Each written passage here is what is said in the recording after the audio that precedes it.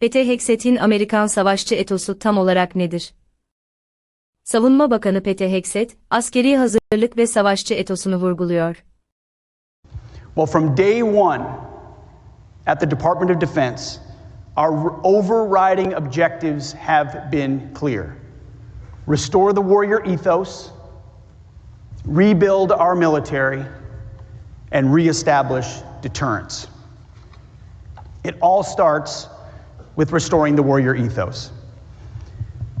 When President Trump asked me to take this job, he told me, well, one key thing, but really two.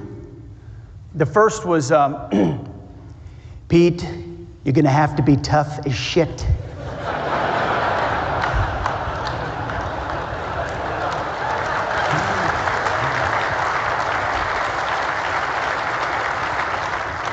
They're gonna come after you. Boy, he was not kidding about that one. This job requires a steel spine, and that's fine. My job's easy compared to what you do. We're doing the work on behalf of the American people and the American warfighter. But then the president, after he said that, went on to say, I need you and I want you to restore the warrior ethos in our military, full stop. And that's been my first priority since day one, is restoring the warrior ethos. It's one of the most fundamental of those three objectives. Again, humans more important than hardware. Everything starts and ends with warriors from training to the battlefield. We are leaving wokeness and weakness behind. No more pronouns, no more climate change obsession, no more emergency vaccine mandates, no more dudes in dresses. We're done with that shit.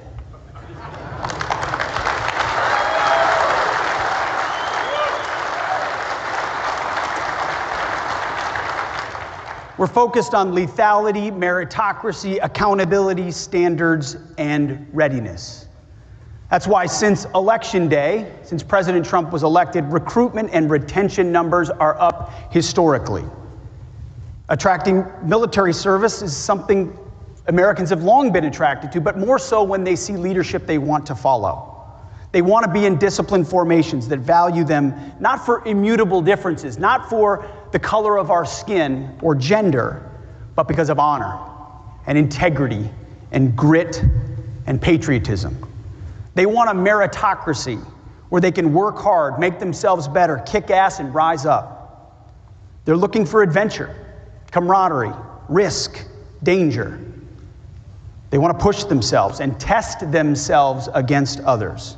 They want to flourish in an environment that embraces hard work, discipline, and the warrior ethos. Special operators know a thing or two about all of those. I've experienced it firsthand across the world. I have had a chance to get up and do PT with the troops oftentimes when we're traveling. And some people think it's a novelty.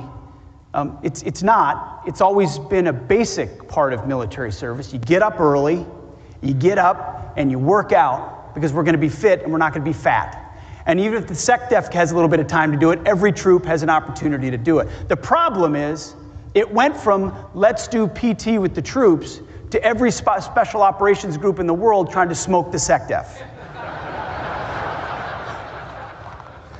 I find myself almost blacking out by the end of the workout and then having to hand out coins and try to stay right ways up. Appreciate that. You, this group, have long been the standard bearers of what it means to be an American warrior. An exclusive club where the cost of membership is commitment, toughness, courage, grit, paired with accountability, intelligence, and skill. At times, and this is a key thing and something we've seen firsthand, when the broader force has strayed from the path, has strayed from sanity, has strayed from standards, you have been keepers of the flame. So it's great to see so many outstanding leaders this morning who embody that warrior ethos.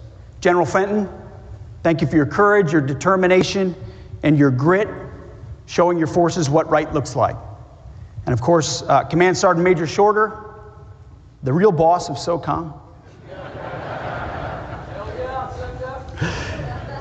Thanks for leading your troops and demonstrating that the U.S. military's strategic advantage lies in the strength, and it's true, of our NCO Corps. Like so many other SOF leaders past and present, you have kept the flame of the warrior ethos burning bright. You know, in 1943, naval combat demolition units were preparing for the imminent invasion of Sicily. Lieutenant Commander Draper Kaufman compressed their physical training program into a demanding week known as Hell Week. Even with the demand to get many more sailors to the line more quickly, Lieutenant Commander Kaufman kept the standards high. Between 30 to 40% of students failed the program, but those who graduated were ready. Today, the standards remain high across special operations training programs, and I thank you for that.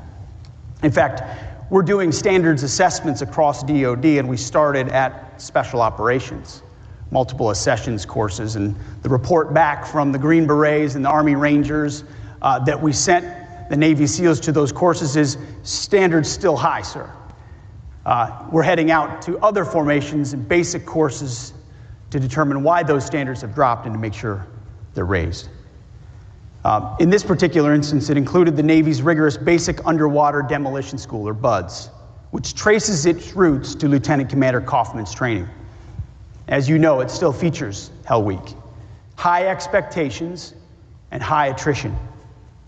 Soft, fat, easy, weak, mushy, and quitter are not the adjectives that attract these types of professionals. It's the opposite.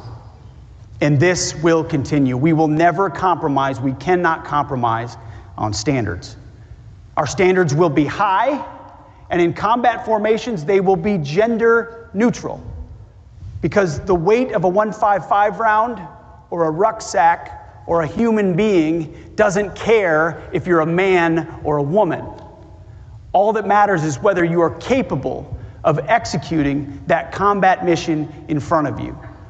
I spent a lot of time in a town in Washington, D.C., where there's a deficit in one thing: common sense. I mean, that's why President Trump is so popular. That's why the American people responded. He leads with common sense. He's asked me to apply common sense.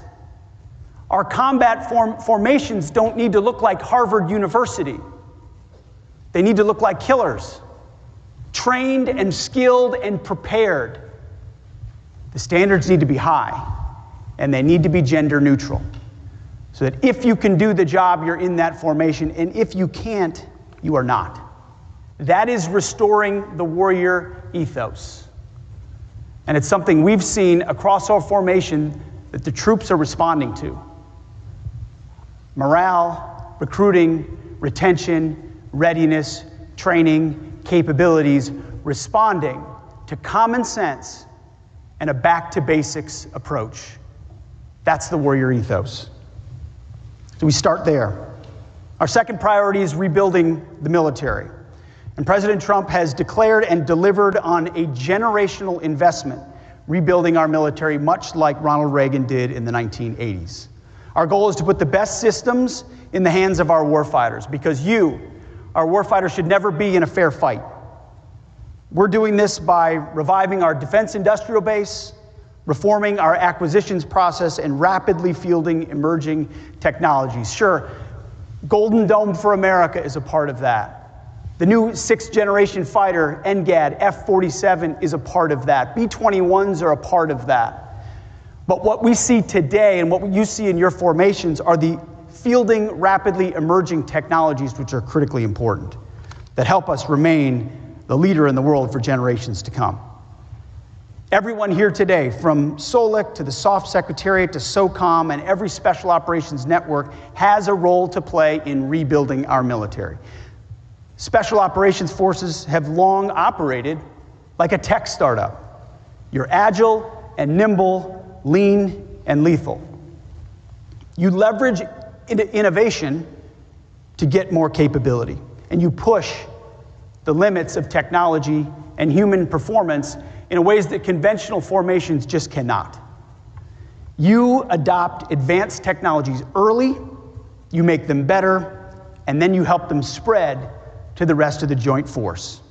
You are willing to experiment and fail while learning from each failure and each success. We need you to keep doing that. I get a chance to see it with my own eyes when I travel. I see it in the reports that are sent up from General Fenton and others.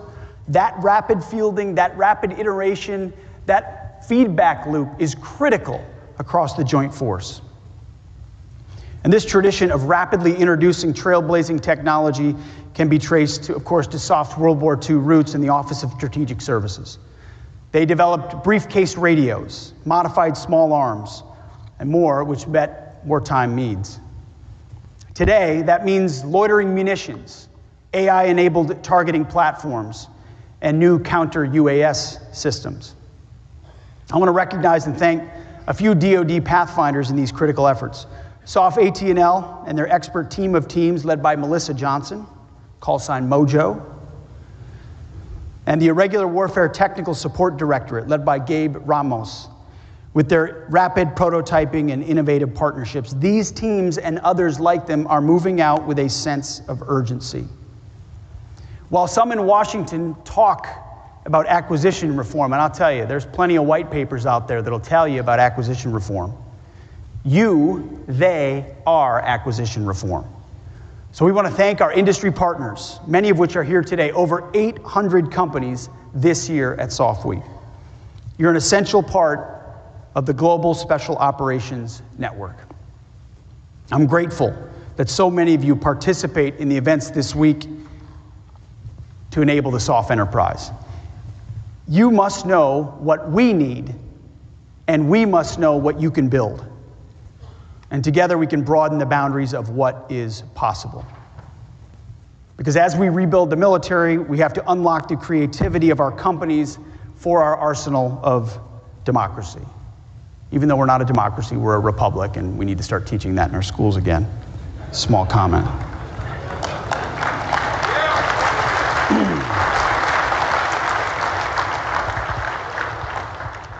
You know, it's the basic stuff they slip by us. The small lies they tell us. Those are the ones that grow in the minds of young people who then turn around and don't love their country. A huge part of ensuring we have a room like this full in the future is ensuring our kids and grandkids know why America is such a special place. What our founders gifted us 250 years ago. There's a reason we're going to have a big old Army parade on June 14th of 2025. It's because what we celebrate in this country is a reflection of what we value. There are a lot of vapid things to celebrate, plenty of reality shows and garbage music and stuff on Netflix. How about we hold up our special operations community? How about we recognize the Army and the Marine Corps of the United States at 250 years, the sacrifice of those men who stood on bridges 250 years ago and said, we will live free. We have an incredible story to tell, if we're willing to tell it, and then if we're willing to raise young men and women willing and able to raise their right hand to defend this nation. Never compromise on what you believe and why. You rose your right hand, you raised it to defend our country and the Constitution.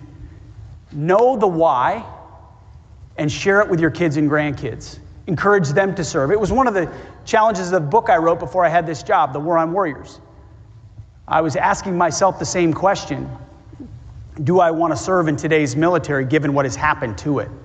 And I can tell you 100 days in, watching our commander-in-chief, what he has been willing to do, the common sense he has applied, the courage he has shown,